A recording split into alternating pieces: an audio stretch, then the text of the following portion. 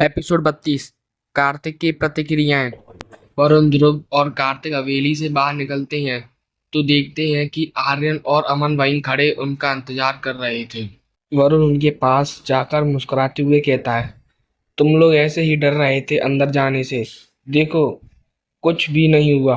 और वैसे भी कुछ ही दिनों में तुम्हारा यहाँ आना जाना वैसे ही शुरू हो जाएगा। अमन हैरानी से पूछता है, क्यों? ऐसा क्या हो गया है इधर?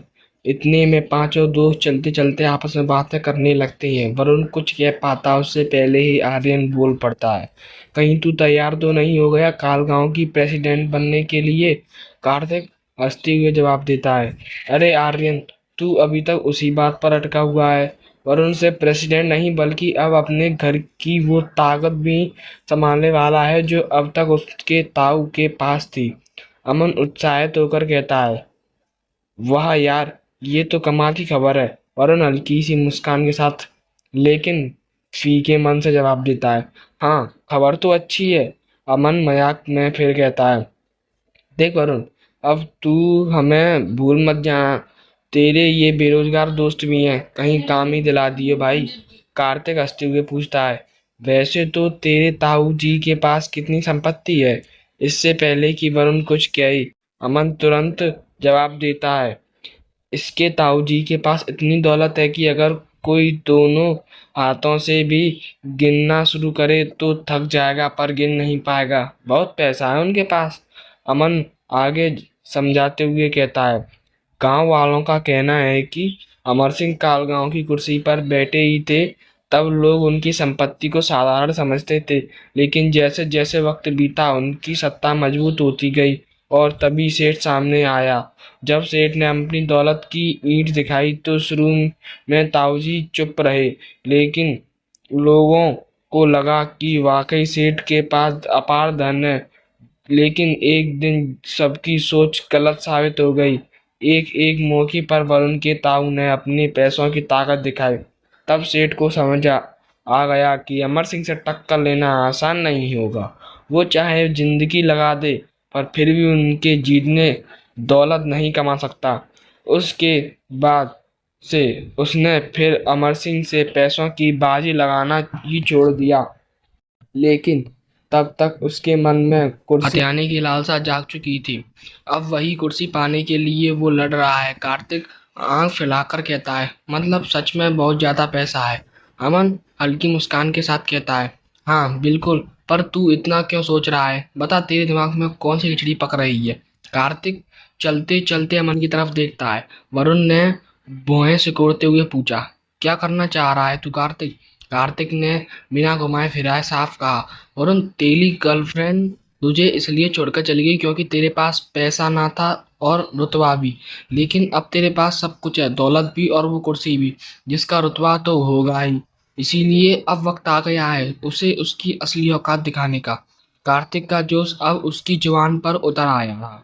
वो मन में जो भी सोच रहा था सीधे सीधे बोलता जा रहा था, वरुण, तुझे उसे ये दिखाना ही होगा कि तेरे पास भी ताकत है, पैसा है।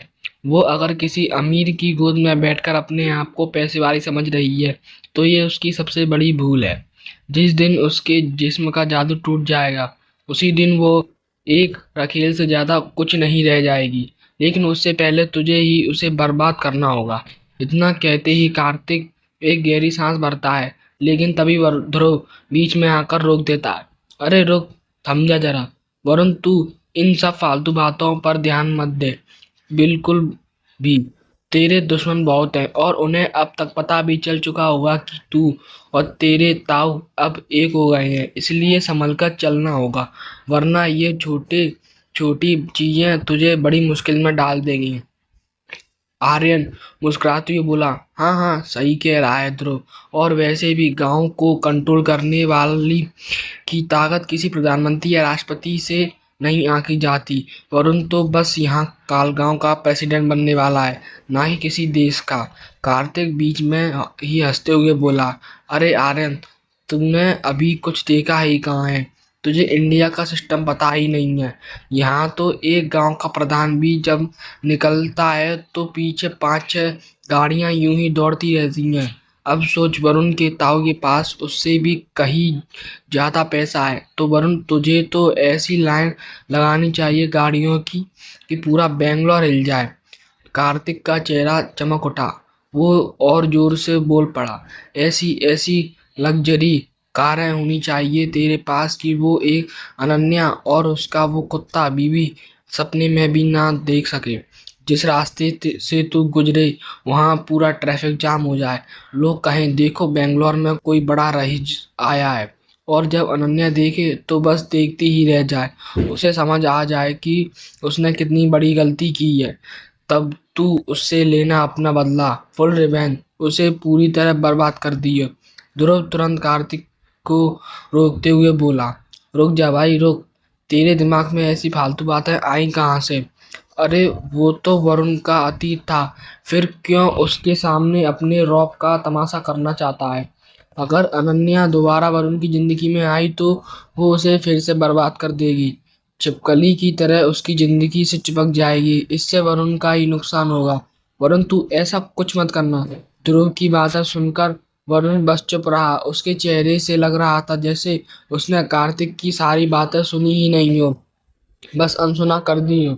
आर्यन हंसते हुए बोला, वैसे वरुण तू धीरे धीरे सही, लेकिन अब तो आगे बढ़ रहा है।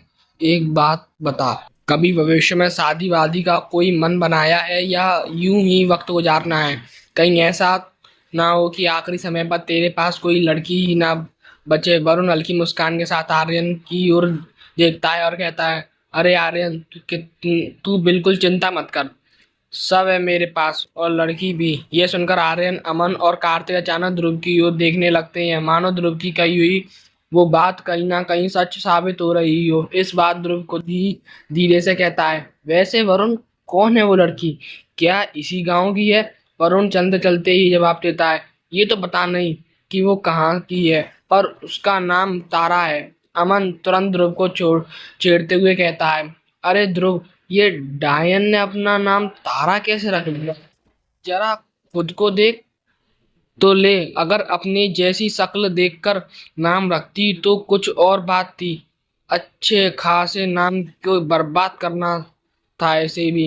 वैसे कार्तिक, ध्रुव, अमन और आर्यन को अब तक ये नहीं पता था कि तारा एक अलग लड़की है और असली डायन का नाम नैन है, क्योंकि ये सारी बातें ध्रुव ने कभी अपने दोस्तों को बताई ही नहीं थी।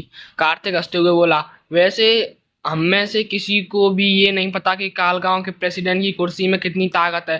काश इतनी ताकत होती कि यहाँ से जरा सी हलचल भी पूरी दिल्ली को हिला दी तो सोचो कैसा होता। ध्रुव मजाक उड़ाते हुए बोला, अमन, कहीं चलते चलते तूने कार्तिक को शराब की पूरी पूरी बोतल तो नहीं पिला दी जो ये ऐसी बासी बातें कर रहा है?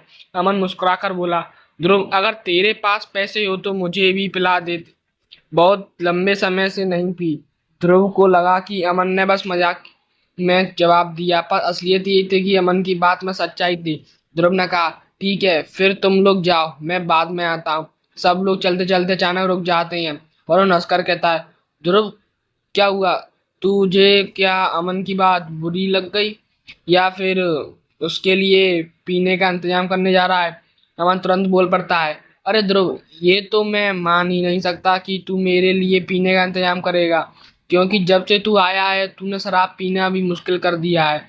वो तो उस दिन तू था ही नहीं, तभी बड़ी मुश्किल से गले तक पहुंची थी। ध्रुव कहता है, अरे मैं इसके लिए ये सब लेने नहीं जा रहा, मुझे तो बस मठ जाना है, उधर थोड़ा समय लग सकता है, इसीलिए तुम लोग जाओ। वरुण जवाब देता है, ठीक है फिर चलो।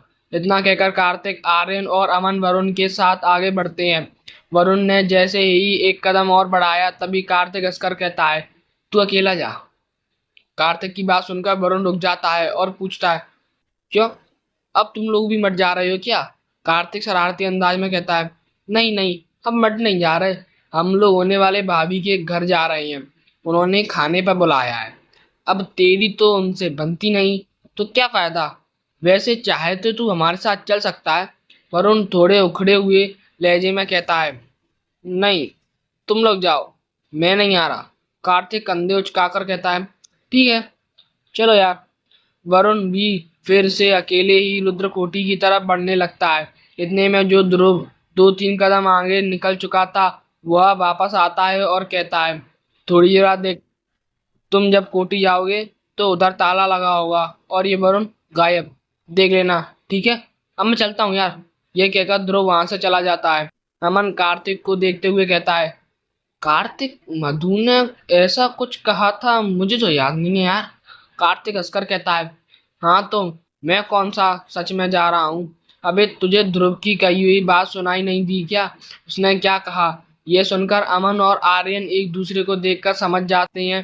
पर आर्यन कहता है, वो सब तो ठीक है, लेकिन अब हम क्या करेंगे यार? कार्तिक तुरंत बोलता है, चलो उस चौपाल पर बैठकर टाइम पास करते हैं। इसके बाद तीनों चौपाल पर जाकर बैठ जाते हैं और बातें करने लगते हैं। वहीं हवेली के अंदर रामेश्वर गुस्से से तमतमाया हुआ था, लेकिन उस समय वह अपनी बहनों की हाँ में हाँ मिला रहा था। भारती और रमा अपने अपने पति के कान भरने में लगी हुई थी, तो शिव सिंह और लाल सिंह चुपचाप उनकी बातें सुन रहे थे।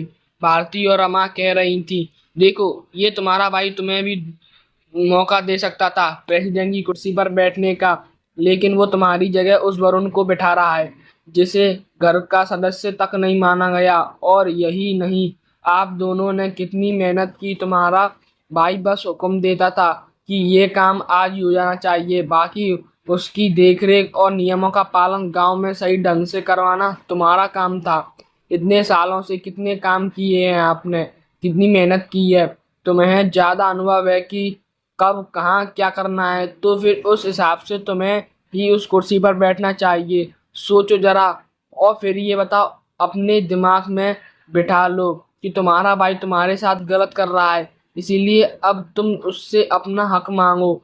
हक तो मांग सकते हो ना। शिव सिंह और लाल सिंह को देखकर कोई भी कह सकता था कि अपनी पत्नियों की बात सुनकर वो भी प्रभावित हो रहे हैं उनसे, और रामेश्वर बस उनकी बातों में हाँ में हाँ मिलाता जा रहा था। कुछ देर बाद लाल सिंह और शिव सिंह कमरे से बाहर निकलकर सोफियों पर बैठ जाते हैं। उनके चेहरों से साफ झलक रहा था, उनकी पत्नियों की कही हुई बातें कहीं ना कहीं सच तो हैं। एपिसोड 32 समाप्त। हमारी कहानी यहाँ तक सुनने के लिए धन्यवाद। मुझे पता है आपको ये एपिसोड थोड़ा बोरिंग लगा होगा या फिर स्टोरी थोड़ी बोरिंग लग रही है, लेकिन जरा वेट कीजिए, स्टोरी धमाकेदार है और अच्छी है। बस थोड़ा सा वेट कीजिए, आपको अच्छा ही मिलेगा।